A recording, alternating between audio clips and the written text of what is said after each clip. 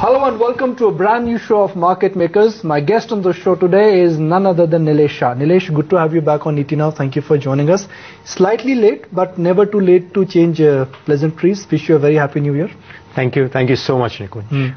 Nilesh, 2013 is off to a good start. At the current juncture, how exactly would you map risk versus reward?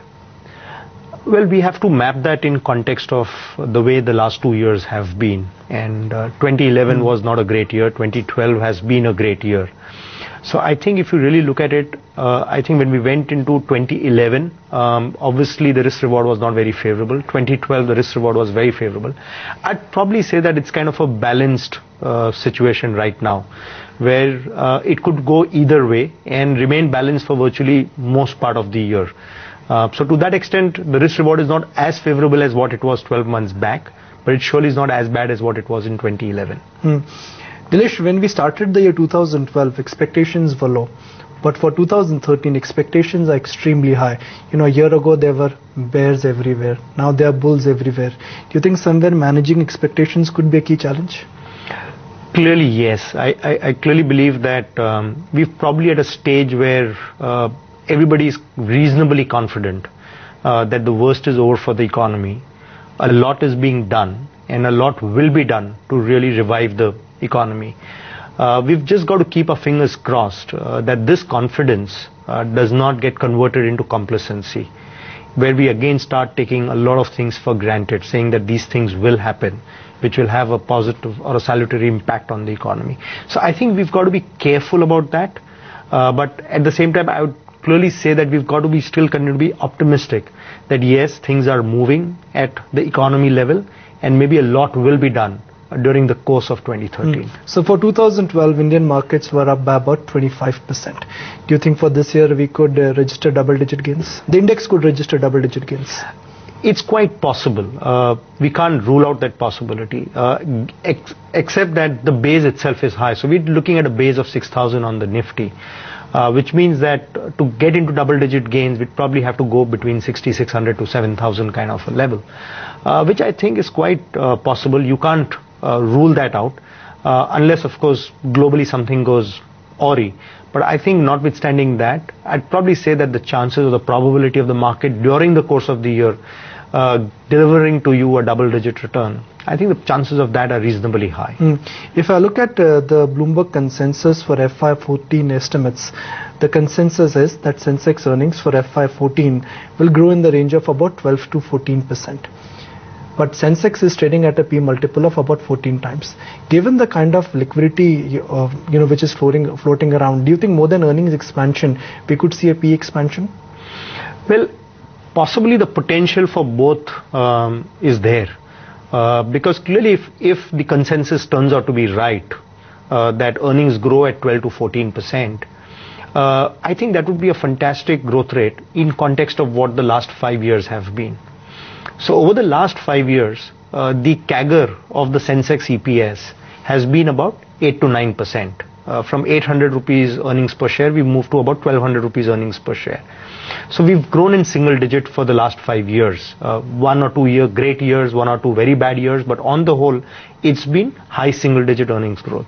So in that context, if the earnings do materialize of about 12 to 14%, it's quite possible that it could actually end up being a breakout year. FY14 could end up being a breakout year. And it's quite possible that corporate India comes back into the next level of growth and growth comes back.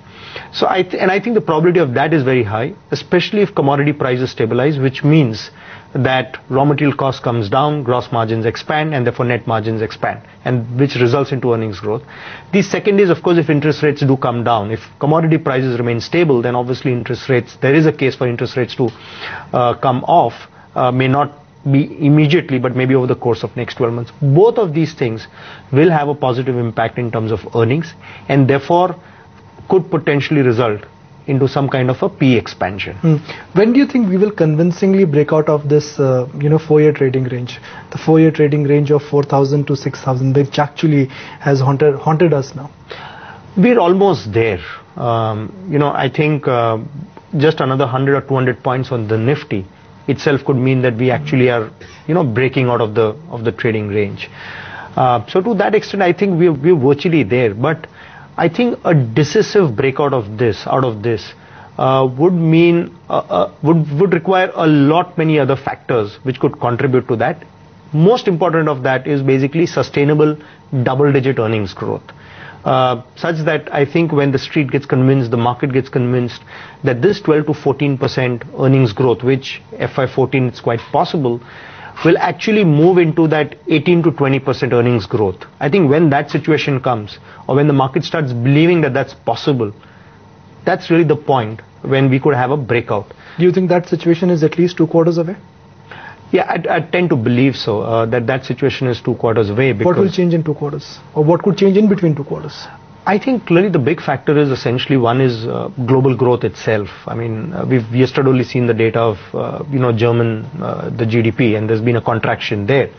So clearly that's an indicator of how global growth is. And if global growth remains, subdued, and if the dollar strengthens, then it's quite possible that commodity prices not only stabilize, but get into even a downtrend. I was just reading an article somewhere which said that the US itself over the next 2 years, their import of oil could be at actually a multi-year low. Now, which means that A, oil prices itself could soften, B, the dollar could strengthen. In that kind of an environment, both areas we see commodity prices stabilizing or falling off. If that happens, I think that would have a huge positive impact in terms of earnings growth. And two is that itself could be a trigger for interest rates to be lower, because that itself could trigger inflation to kind of come off, which means interest rates come off. So I think both these factors are going to be very important for our markets to break out. So ultimately it's all about oil. Oil is going to be a very, very important contributor. I think oil has multiple impacts, be it micro balance sheets, be it macro balance sheet, government's deficit, trade deficit. It has multiple impacts. So I think lower oil, which means that that's hugely positive for India. For someone who's watching the show and wants to judge at these levels, how much of good news is in the price? How would you describe that? I'd say that fair bit of good news is there in the price. And I clearly think that the good news is more driven about what the government is doing and what it intends to do, in terms of trying to ensure that the fiscal deficit remains in a band. It does not cross a particular threshold limit. So I think you clearly see a lot of earnestness in the government's initiatives to really ensure that the deficit is in check. And I think that's something which by and large the street is expecting. And I think to some extent most players are convinced of that. I think that's by and large there in the price. What's probably not there are some of the other big initiatives in terms of that, how would say Aadhaar implementation happen, and I think that has far-reaching implications on the economy. When will GST kind of get rolled? I think these are some of the big things which will be hugely positive for the economy, but are still not yet factored into the marketplace and in valuation. Market perspective, which are some of the key unanswered questions, and where you're confident that in next 2 or 3 quarters we will get a directional sense? Probably, I think it's more got to do with government stance on subsidies. Oil subsidy. Oil subsidy, whether a food subsidy will end up being as high as what the numbers suggest. Fertilizer subsidy, urea pricing. I think subsidy is just one side of the coin. The other side of the coin is essentially trying to get prices of some of these products, to get them to be market linked, to basically deregulate the pricing of these. I think just trying to lower subsidies or hiking prices itself will not be a solution. I think what really the market also would look forward to is when and how are we going to have an independent regulatory framework to decide on the pricing of, be it food, fertilizers, fuel, diesel, and a whole host of things. I think this is really the big message that really the market hopes to hear over the next couple of quarters. Over the years I've known you, more than a decade now, you've always been bullish. But for the first time in many years, you're sounding bearish to me. The world is very bullish. Yeah, I don't think it's bearish, but I think it's time to be cautious. I think clearly one is sentiment has, gone to the other end, number one. Number two is markets have rallied. a fair bit of expectations are priced in. A lot of hope is building. A lot of hope is there. I think for the first time after a very long time, we are actually seeing consensus earnings saying earnings will grow at more than 10%. By and large, everybody's been reconciled to the fact. So to a large extent, a lot of these positives are priced in. And I don't think that complacency is just there in the local market. Globally also, I mean, just really look at it. German GDP contracts, but the DAX is still pretty strong. Okay, the US hardly, I mean, fiscal cliff jitters actually did not materialize. The US markets have been strong. So global sentiment continues to be very strong. And I think that's getting translated into the local sentiment as well. So I think it's more a situation where expectations to some extent are at elevated levels. There's a fair bit of hope. There's a fair bit of confidence. I just hope that this does not get converted into complacency. Why do you think this is not beginning of a new bull market? I think the real bull market in India will start when the investment cycle begins to kick in. I think that's going to be still a distance away. That's still a distance away. Now, if that is preponed, okay, by various initiatives, then I think you'd clearly say that yes, the bull market is around the corner. So one is that, and two, some of the big macro game changers like GST or Aadhaar. I think these are still some time away. GST is clearly some time away. Aadhaar is begun to enroll or roll out, but I think it's still got a long way before it really rolls out on a pan-India basis. I think these are some of the big things which are really required to say that yes, we are in bull market. I mean, look at the last big bull market. So those seeds of a big bull market were sown between 2000 and 2003. I mean, those 2 or 3 years, we had all kinds of crises. Economic crisis, geopolitical crisis, global bust, lots of things. Yeah, that was really the time when a bull market was really sown. I think clearly, I don't think you're into that kind of a situation. I mean, we are clearly right now in a fair bit of, as I'd say that we are in that where everybody is by and large confident, comfortable, and things of that kind. So at a time when you're cautiously bullish, how are you picking your spots? Well, from a 6 to 12 months perspective, I think what are the things that I think could materialize? A lot more clarity in terms of pricing of fuel products, which means either a hike in diesel prices, cut in subsidies, to some extent a hike in gas prices and things of that kind. So what it really looks like is that thematically, there's a good chance that oil and gas as a sector outperforms. Oil and gas? Oil and gas. OMCs, the market just love to hit them. Yes, yeah, but I think it's probably time to be a little contrarian on them. I mean, of course, most of these companies are mega cap stocks, they are super large cap stocks, but we have to keep in mind that they've underperformed. And in fact, there's a very interesting study which says that every 5 years, if you look at performance of sectors over a 5-year period, sectors which have done extremely well over the last 5 years end up actually being underperformers for the next 5 years, and sectors which have been underperformers for the last 5 years could actually end up being outperformers for the next 5 years. And oil and gas has been an underperformer for the last 5 years, and two is the potential to do, and maybe what indications that you see that in terms of government's intent to do, I think is pretty high. So I think from that perspective, that whole era or a period of underperformance could very well reverse. So Reliance could be a dark horse? Yes, I think Reliance could be a dark horse. I mean, of course, apart from, of course, KG Basin, gas pricing and things of that kind, they have other triggers in terms of broadband, retail and, of course, the core business. The second, of course, could be even one of the PSUs. So it could be an HPCL or a BPCL, which essentially benefits because of lower diesel prices. Could even be IOC, but I'm just saying is you could pick any one of them depending upon what works for you.